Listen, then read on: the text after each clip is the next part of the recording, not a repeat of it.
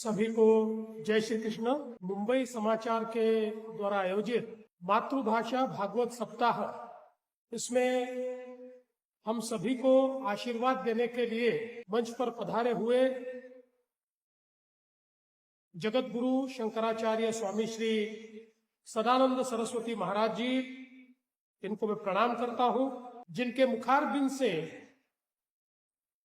हम लोग भागवत कथा का श्रवण कर रहे हैं। ऐसे परम पूज्य भाई श्री रमेश ओझा जी, इनको भी मैं नमन करता हूं।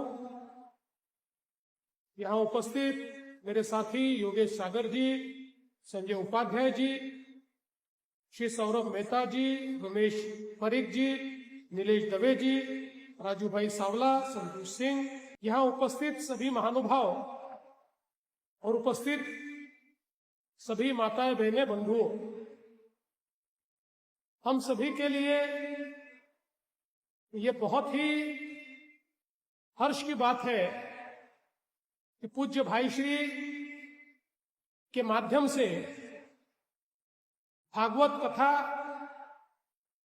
श्रवण करने का हमको अवसर मिल रहा है।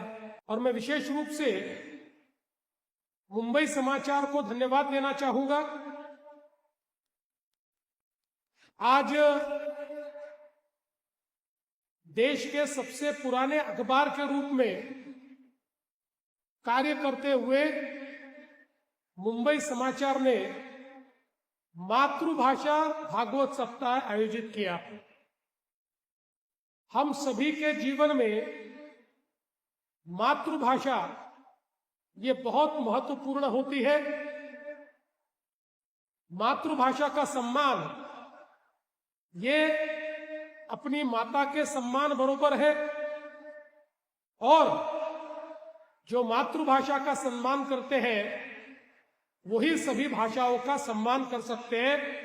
इसलिए मैं ऐसा मानता हूं कि एक बहुत अच्छी पहल आज यहां पर हुई है। मातृभाषा के बारे में एक ही चीज कहना चाहता हूं। हमारे आदरणीय प्रधानमंत्री नरेंद्र मोदी जी ने नई शिक्षा नीति 2020 जो लाई, उस शिक्षा नीति में सबसे ज्यादा जोर ये मातृभाषा पर दिया गया है। और हमारे देश में अब हम लोग डॉक्टर, इंजीनियर, वकील, सीए, कोई भी प्रोफेशन में जाना चाहे तो मातृभाषा में शिक्षा ले सकते हैं। ऐसा पहली बार हो रहा है, और ये इसलिए भी बहुत जरूरी है। अगर हम दुनिया को देखें तो दुनिया में विकसित राष्ट्र है और विकसनशील राष्ट्र है।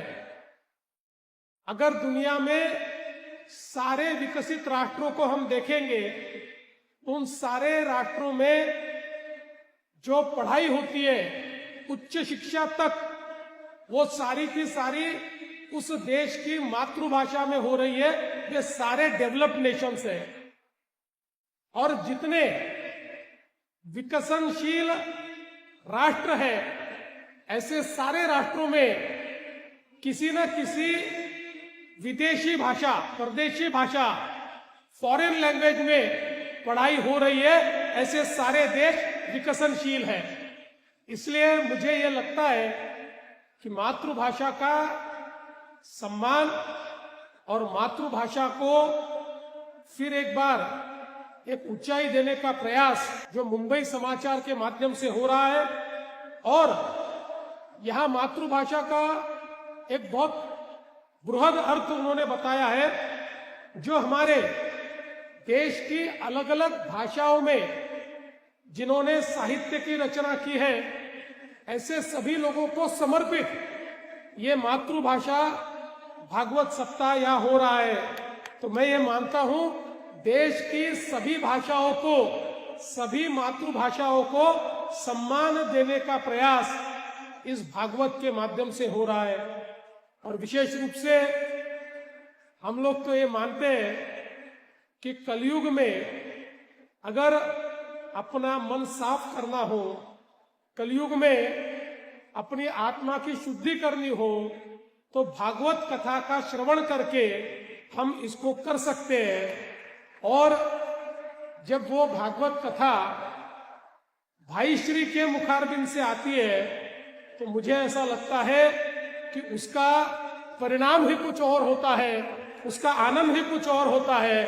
और जो मन और चित्त की शुद्धि, उसकी जो अनुभूति हम सबको होती है, उसी अनुभूति को आप सभी लोग प्राप्त कर रहे हैं। मैं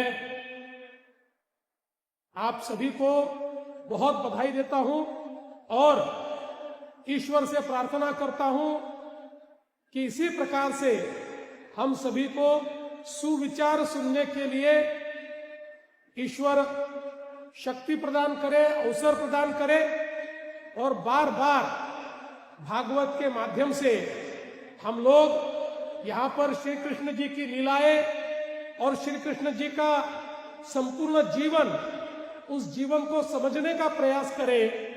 मैं ऐसा मानता हूं कि शायद ही दुनिया में ऐसी कोई चीज होगी जो श्री कृष्ण जी के चरित्र में हमको देखने को नहीं मिलती। ऐसा परिपूर्ण चरित्र शायद दूसरा कोई हो नहीं सकता। इसलिए ये भागवत के माध्यम से ये जो सारी चीजें हमारे सामने आ रही है, हम उसको ग्रहण करेंगे। मैं फिर एक बार परम पूजनीय शंकराचार्य जी यहाँ पधारे, उनका भी स्वागत करता हूँ, परम पूज्य भाई श्री का भी स्वागत करता हूँ। और मुझे इस बहुत अच्छे मौके पर आपने यहाँ पर आने का मौका दिया। और आज तो रुक्मिणी विवाह भी हुआ। वैसे आपको पता होगा, रुक्मिणी जी हमारे विदर्भ से आती थी और विदर्भ से ही श्री कृष्ण जी ने, उन्होंने चिट्ठी लिखी थी और श्री कृष्ण जी ने उनका हरण किया था।